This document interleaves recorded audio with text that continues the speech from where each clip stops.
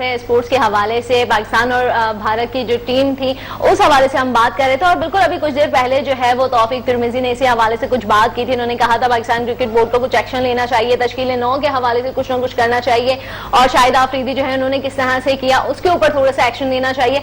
बिल्कुल जी, यहाँ पर तौफीक तिरमिजी आपने जैसे बिल्कुल ये बात कही और आपको मैं बता दूं शाहिद आफरीदी को हटाने और पाकिस्तान क्रिकेट बोर्ड ने तश्कील 9 के लिए पंजाब असेंबली में इस तरह की करारदादें पेश कर ली हैं।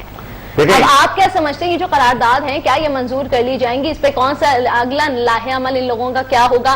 क्या ये एक्सेप्ट कर ली जाएंगी? तो फिर उसके बाद जो स्टेप होंगे वो क्या होंगे? बिल्कुल सही ये फैसला किया गया है और मैं समझता हूं कि पंजाब असेंबली ने जाहिर है ये करारदाद पेश की है और अगर ये मंजूर हो जाती है और उसके बाद फिर जाहिर है इस पर डिबेट भी होगी और फिर यकीनी तौर पर हम समझते हैं इन चीजों को कि कितना बड़ा धचका लगा है कि आप ये देखिए कि जहां पर जो असेंबली जो कानून बनाने के लिए बनाई जाती है और पाकिस्तान के सारी उमूर को देख रही होती है उसको क्रिकेट को भी देखना पड़ रहा है और अपना वक्त निकाल के वो क्रिकेट पे बहुत ज्यादा फोकस कर रहे हैं। तो ये यानी ये कहना चाहिए कि वो अवाम की सही मानों में नुमाइंदगी कर रहे हैं, तो जो अवाम की जो सोच है उसकी वो नुमाइंदगी कर रहे हैं। तो मैं समझता हूं कि ये अच्छी बात है। पंजाब असेंबली में अगर ये करारदाद मंजूर हो जाती है उसके बाद जाहिर है शाहिद आफरीदी के खिलाफ भी ये सारी चीजें हैं और फिर उसके बाद पाकिस्तान क्रिकेट टीम की जो तश्कील 9 की बात कर रहे हैं वो बिल्कुल होना चाहिए। मैं बिल्कुल इससे एग्री करता हूं कि इसमें जाहिर है बहुत से खिलाड़ी ऐसे हैं जिनको बिल्कुल आपने बिल्कुल साइड लाइन कर दिया है जो परफॉर्मेंस दे रहे थे। हमें तो चाहिए ये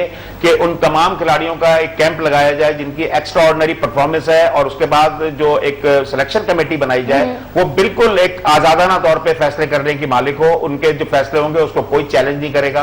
और उसके बाद मैं समझता हूं कि जिस तरह से ये टीम की सिलेक्शन होगी और उसके बाद फिर सही मानों में सिलेक्शन अगर हो जाती है तो फिर मैं समझता हूं बहुत ही जरूरी होगा पाकिस्तान की क्रिकेट टीम को ऊपर आना। क्योंकि मुझे याद है एक दौर था जब सिलेक्शन कमेटी एकदम डिसॉल्व कर दी गई थी।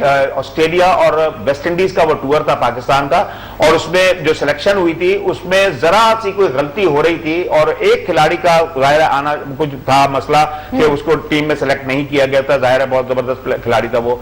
तो उसके बाद सिलेक्शन कमेटी एकदम डिसॉल्व कर दी गई थी, मुझे आज तक याद है, और हनीफ मोहम्मद को उसका सरबराह बनाया गया था और उनके साथ 2 रुकनी कमेटी बनाई थी और उन्होंने 3 दिन कराची के नेशनल स्टेडियम में ट्रायल लिए थे और ट्रायल लेने के बाद सिर्फ एक खिलाड़ी तस्लीम आरिफ को टीम में शामिल किया था और उसके बाद वो टीम में शामिल होने के बाद फिर ऑस्ट्रेलिया और न्यूजीलैंड वेस्ट इंडीज के टूर पे गया था। और मुझे ये भी याद है कि साइड मैच में जब वो तस्लीम आरिफ ने बैटिंग की थी तो क्लाइव लॉयड को बड़ी हैरत हुई थी कि पाकिस्तान के पास इतने बड़े बड़े खिलाड़ी मौजूद हैं और जिनको अभी तक चांस नहीं मिला है। तो ये चीजें उस वक्त से चली आ रही हैं। ये एक वो दौर था और एक ये दौर है। इसमें आप देखें इन्होंने किस तरह से इतनी सारी जब देखा लोगों को और जितने खिलाड़ियों को देखा उनमें से सिर्फ एक को चूज किया। यहाँ पर कोई एक छक्का लगा लेता है उसे आप बिल्कुल वो शमूलियत वो इख्तियार कर लेता है मैच में। ये चीजें हैं। अच्छा, आप मुझे जरा बताइए शहरयार खान के हवाले से जैसे कि उनका बयान आया है इसमें इन्होंने कौम को बताया है कि जी पाकिस्तानी टीम से अब कोई भी उम्मीद रखना अच्छी बात नहीं, यानी कि पाकिस्तानी टीम से आप कोई भी उम्मीद ना रखें। देखिए ये ज्यादती है। मैं ये अब बात एक बता दूं मतलब इंकरेज करना चाहिए, फिर भी आप इतना नहीं करो किया गलत है हम भी मानते हैं। आप पाकिस्तान क्रिकेट बोर्ड के सरबराह हैं और आपके अंडर में ये सब कुछ हो रहा है, आपके अंडर आपके अम्ब्रेला के नीचे ये सब कुछ हो रहा है, उंगली आप पर उठेगी। तो बिल्कुल देखिए बात ये कि अगर आप भी ये बात करेंगे, हाँ आपको ये करना चाहिए था कि ये मैचेस खत्म होने के बाद जो भी परफॉर्मेंस होती है पाकिस्तान क्रिकेट टीम उसके बाद आप बुलाते पूरी टीम को, बाकायदा इनका एक कॉन्फ्रेंस रूम में बुलाकर बाकायदा इनकी एक क्लास होती, इनसे डिस्कस होती और उन तमाम लोगों को बुलाया जाता जो कि टूर में साथ थे और उसके बाद फिर इसका बाकायदा एक सर्जिकल ऑपरेशन होता कि कौन कौन लोग गलत थे, क्या गलतियां की थी, क्या आपके फैसले गलत थे और किस तरह से, और ये फिर पब्लिश होना चाहिए। ये पब्लिक को भी पता चलना चाहिए कि पाकिस्तान क्रिकेट बोर्ड में जो कुछ भी हुआ है उसमें पब्लिक को पता चला है कि जी क्या क्या चीजें इसमें तय की गई है और आइंदा क्या होगा और किस तरीके से पाकिस्तान क्रिकेट टीम सरवाइव करेगी और ये तमाम चीजें करनी पड़ेंगी पाकिस्तान क्रिकेट बोर्ड को। अगर ये चीजें पाकिस्तान क्रिकेट बोर्ड करेंगे तो फिर यकीनी तौर पे हम समझते हैं कि वो जो एक कॉन्फिडेंस लेवल है पाकिस्तान टीम का जो हमने देखा इंडिया के मैच में जिस तरह से पाकिस्तान के खिलाड़ी खौफजदा थे, जो प्रेशर था, मुझे तो इमरान खान का वो इंटरव्यू में बता रहे थे कि मैं जब मिला हूं शाहिद आफरीदी से होटल में तो मुझे शाहिद आफरीदी बड़ा खौफजदा लगा और मुझे वो लगा जैसे कि वो कुछ प्रेशर में है, जबकि मैंने उसको बोला था कि दिलेर होके फैसले करना, ग्राउंड में जब उतरो तो बहुत ही जबरदस्त तरीके से एक दिलेर एक शेर की तरह करना, लेकिन वो चीज मुझे हमें भी नजर नहीं आई। जाहिर है इमरान खान जो कि जिस कैलिबर के कप्तान थे, जो उनका जाहिर है क्लास थी, वो चीज वो चाह रहे थे कि डिलीवर करें, इन खिलाड़ियों को दें, लेकिन वो खिलाड़ी लेने वाले ही नहीं थे हमारे पास। वो जो खिलाड़ी जो सिलेक्ट हुए थे उनमें वो तमाम खिलाड़ी ऐसे थे जो कि खौफ की कैफियत में क्रिकेट खेल रहे थे, और जाहिर है जब खौफ में आप क्रिकेट खेलेंगे और आपको डर ये होगा कि आप मैच हार जाएंगे तो फिर आप मैच हारेंगे। अगर आप ग्राउंड में उतरेंगे मैच जीतने के लिए और आपको ये होगा कॉन्फिडेंस कि यार ये मैच हम जीत के दिखाएंगे, हमारा इतना हौसला है, तो फिर कोई नहीं रोक सकता कि आपको वो वाला मैच बिल्कुल सही बात। अच्छा, बिल्कुल आप मुझे ये बताइए, जैसे शहरियार खान ने एक और बात कही है, उसमें उन्होंने कहा है कि जैसे 3 बॉलर्स के होने के बावजूद आप लोगों ने कोई अच्छा परफॉर्म नहीं किया, तो 4 बॉलर्स होते तो आप कौन सा जो है वो 3 मार देते। बिल्कुल सही कहा उन्होंने, क्योंकि ये जो इंडिया और पाकिस्तान के हवाले से अगर हम बात करें तो यकीन जाने के कभी भी नहीं हुआ वनडे या T20 में, कभी भी ऐसा नहीं हुआ कि 4 फास्ट बॉलर आप खिला रहे हैं। 4 फास्ट बॉलर खिलाने का मकसद ये है कि आपके पास जो एक्स्ट्रा ऑर्डिनरी स्पिनर थे, जो मैं ही समझता हूं कि बहुत ही अच्छे स्पिनर पाकिस्तान के थे, और जाहिर है अम्माद वसीम ने पिछले मैच में परफॉर्मेंस भी दी थी, उसने आउट भी किए थे, 4 आउट किए थे उसने, और उसके बाद उनको जाहिर है कॉन्फिडेंस लेवल उनका क्या हुआ होगा वो तो जाहिर है एक अलग बात है, लेकिन उनको ड्रॉप करके पाकिस्तान की क्रिकेट टीम ने बहुत ही बड़ा ब्लंडर किया था। मैं समझता हूं कि जहां पर स्पिनर बहुत ही जबरदस्त तरीके से बॉलिंग कर रहे थे, हमारे यहाँ जो एक कहना चाहिए कि रेगुलर स्पिनर हमने निकल आया, और हमने वो जो स्टॉक बॉलर हमारे पास जो दोनों थे हमने उनसे पूरा काम लिया और फास्ट बॉलर पर ज्यादा रिलाय किया। जबकि अच्छा चले, एक बात ये भी मैं बता दूं कि ठीक है फास्ट बॉलर आपने खिला लिए थे, अगर फास्ट बॉलर अगर थोड़ा प्रॉब्लम कर सकते थे कि वो सही लाइन और लेंथ पर बॉलिंग करते, जो कि अब बाहर नहीं करते बल्कि ऑफ साइड पे और लेग साइड पे, जो वो मिडिल स्टंप पे गेंद को रखते और थोड़ा सा जो कहना चाहिए कि जो गुड लेंथ होती है आप वहां पर गेंद को रख के खिलाते, तो मैं समझता हूं कि वो भी प्रॉब्लम क्रिएट कर सकते थे। लेकिन जो बॉलिंग की है हमारे यहाँ खासतौर पर वहाब रियाज ने, फिर इरफान ने जो बॉलिंग की है वो बिल्कुल ऐसी लग रही थी कि बिल्कुल एक आउट क्लास, जो 3rd क्लास किस्म की जो बॉलिंग होती है, और बैट्समैन को पूरा टाइम दे रहे थे आप, और शॉट्स मारने के। वैसे कल भी हमने इस हवाले से बिल्कुल डिटेल में बात की थी, बहुत सारी एडवाइजर्स दी, ट्रिक्स वगैरह के हवाले से बताया। अब जो जितनी देनी थी बिल्कुल हमने दे दी, अब जो है वो उन्हें खुद ही पिक करना है कि कौन सी चीजें उसे किस तरह से इंप्रूव करना है। अब हम बात कर लेते हैं नेक्स्ट मैच के हवाले से, जो कि कल होगा, पाकिस्तान न्यूजीलैंड के दरमियान होगा, दोनों एक दूसरे के मध्य मुकाबल खड़े होंगे। तो उसमें आप क्या देखते हैं पाकिस्तान को, कि आपने देखा कि बांग्लादेश में, वहां पर तो बांग्लादेश के साथ जब इन्होंने खेला तो वहां पर तो इन्होंने जीत का ताज जो है वो अपने नाम किया, मगर बाद में जैसे अभी भारत के साथ खेला तो फिर हार गए, और अब इनका जो नया पैटर्न कोई सामने आएगा या फिर जो है वो हार कोई अपना नसीब वो करार देगा। देखिए, एक तो हमें ये अभी नहीं पता है कि विकेट जाहिर है उसकी क्या कंडीशन होगी, आया वो कहां, कोशिश तो जाहिर यही होगी बैटिंग विकेट बनाई जाएगी। मैं ये आपको बता दूं कि इंडिया की कोशिश होगी कि बैटिंग पैराडाइज विकेट बनाई जाए, क्योंकि वो जो न्यूजीलैंड के बैट्समैन है बहुत ही खतरनाक बैट्समैन है, माइकल जैसे गुप्टिल हैं बहुत ही खतरनाक हैं, फिर वो उनके जो कहना चाहिए कि एक और बैट्समैन है, मतलब 4-5 बैट्समैन इतने खतरनाक हैं कि वो अटैकिंग क्रिकेट खेलते हैं, और वो पाकिस्तान के लिए प्रॉब्लम क्रिएट कर सकते हैं मैं समझता हूं। और पाकिस्तान को यकीनी तौर पे मैं बता दूं आपको पहले से कि वो बैटिंग पैराडाइज विकेट बनाई जाएगी, और फिर पाकिस्तान ने अगर टॉस जीत लिया तो पाकिस्तान को बैटिंग करनी चाहिए और एक लंबा स्कोर, एक लंबा टारगेट देना चाहिए, और उसमें अगर जैसे मेंड्रो हैं, उनके खब्बे बैट्समैन है, लेफ्ट हैंड बैट्समैन है, वो बहुत ही खतरनाक खिलाड़ी हैं, T20 के स्पेशलिस्ट हैं वो। तो ये 2-3 खिलाड़ी ऐसे हैं जो कि पाकिस्तान के लिए प्रॉब्लम क्रिएट कर सकते हैं, और पाकिस्तान को जाहिर है ये डू एंड डाई वाला मैच होगा।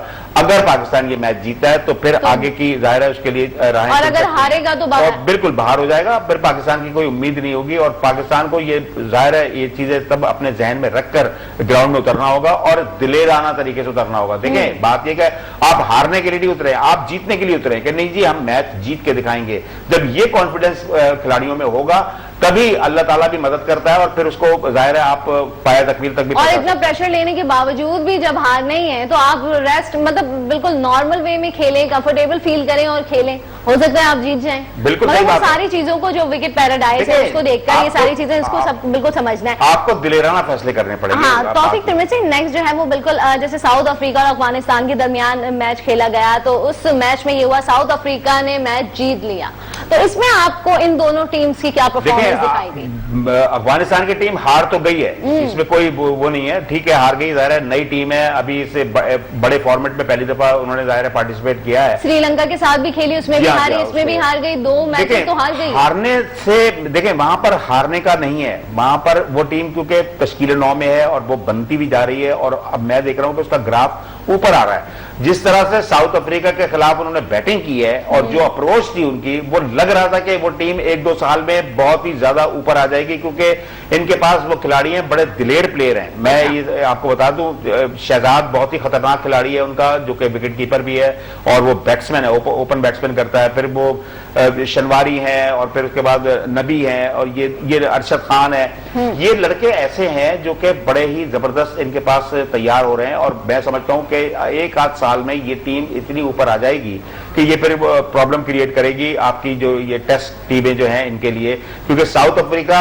के अगेंस्ट आपने 171 रन तकरीबन बनाए आपने, तो मैं समझता हूं कि ये बड़े ही एक अचीवमेंट है और एक खतरे की घंटी भी है। जिस तरह से ये खिलाड़ी इस वक्त परफॉर्म कर रहे हैं, वो यकीनन वो आगे जाके वो इस वक्त इनके हार पे हम नहीं जा रहे, क्योंकि ये नई टीम है और अब जिस तरीके से ये परफॉर्म कर रही है वो यकीनन मैं समझता हूं बेहतर होगा। अच्छा, और उसके साथ साथ बिल्कुल जैसे वेस्ट इंडीज और श्रीलंका के दरमियान जो मैच हुआ, वेस्ट इंडीज ने शिकस्त दे दी है, तो उसमें आप क्या कहेंगे? इसमें तो श्रीलंका पहले जीता था अफगानिस्तान के साथ जो उन्होंने खेला था, इसमें जो है वो बहुत ही वन साइडेड मैच हुआ था। क्रिस गेल भी नहीं बैटिंग करने आया और बहुत ही जबरदस्त तरीके से उन्होंने उसको मैच को जीता। लेकिन एक चीज है कि इसमें देखा जाए तो तिलकरत ने दिलशान को गलत आउट दे दिया था अंपायर ने, जिसकी वजह से मैच थोड़ा सा प्रॉब्लम में आई है, उनकी बैटिंग लाइनअप नहीं चल पाई इतनी सही तरीके से, जिसकी वजह से वो मैच आसानी से बहुत शुक्रिया आपका तौफीक तिरमिजी, सारी बातें जो है वो उससे आगाह करने के लिए। यहाँ पे वक्त जो है वो बहुत कम है, तो इसलिए अगले प्रोग्राम में दोबारा से आपसे मुलाकात होगी, बहुत सारी बातें होंगी। तो जी हमारी बात हो रही थी पाकिस्तान और भारत के हवाले से भी, मगर अब वो बिल्कुल मैच खत्म हो गया है, मगर इनकरेज जरूर करना है अपनी टीम को, पाकिस्तान को।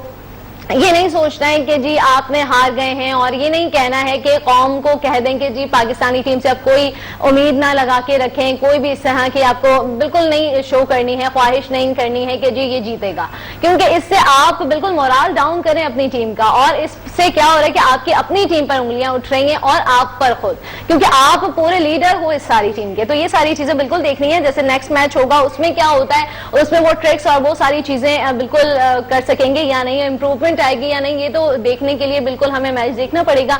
उसके बाद बहुत सारे जो चीजें होंगी, बहुत सारी बातें होंगी, बहुत सारे सवाल जो भी खड़े होंगे, बिल्कुल हमारी कोशिश होगी हम शाम में प्रोग्राम करें और डिस्कस करें।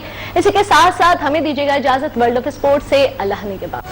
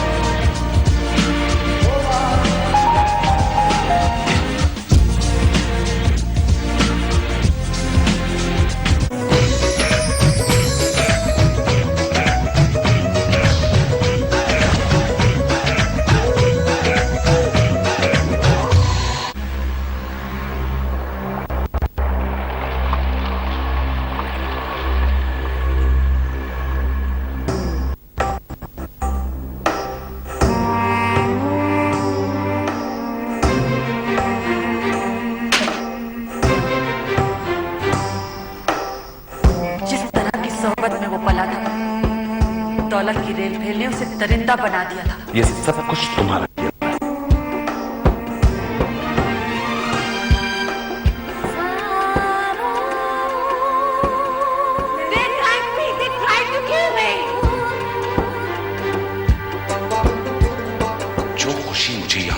मिली उसे कहीं से भी हासिल करना मेरी जरूरत है।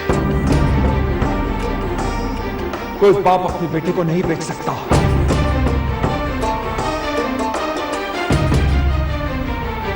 मैं तुम्हें हर हाल में प्रपोज करूंगा। I really love you. सिर्फ आप लोगों की लालच में आके मैंने शादी के लिए हाँ बोल दिया था, वरना मुझे पहले दिन से पता था कि ये शादी नहीं चल सकती।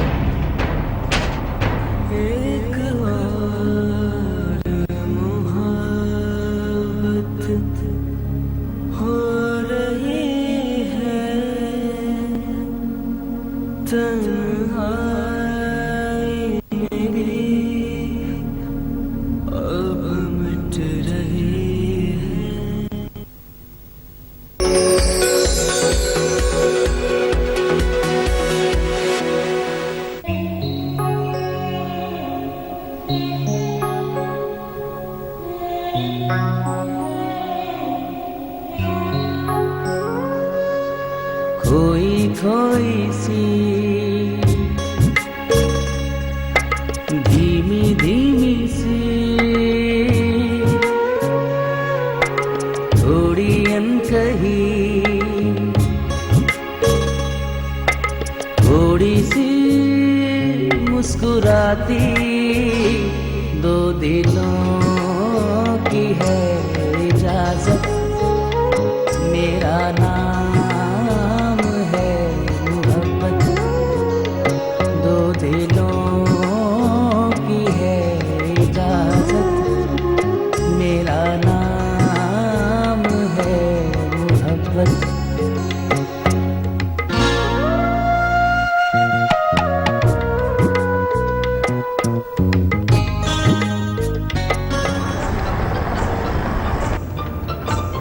आपको इतने से पर्स में एक चाबी नहीं मिल रही? तो चाबी ढूंढ कौन रहा है? चाबी तो ये रही। आप यहाँ? जी मैं यहाँ। आप तो मुझे देखकर ऐसे चल पड़े जैसे मैंने आपको डंक मारा हो। मैं आपसे इसलिए पूछ रहा था कि आप यहाँ कैसे? जहाँ तक मेरा ख्याल है तो मेरे यहाँ आने का मकसद तो पढ़ाई है, लेकिन मैं आपको साफ साफ बता दूं, मुझसे ज्यादा फ्रैंक होने की कोशिश मत कीजिएगा प्लीज। क्या बताऊं मरियम, इतना तंग करती हूँ मैं उस बेचारे को, इतना तंग करती हूँ कि लगता है अभी रो देगा।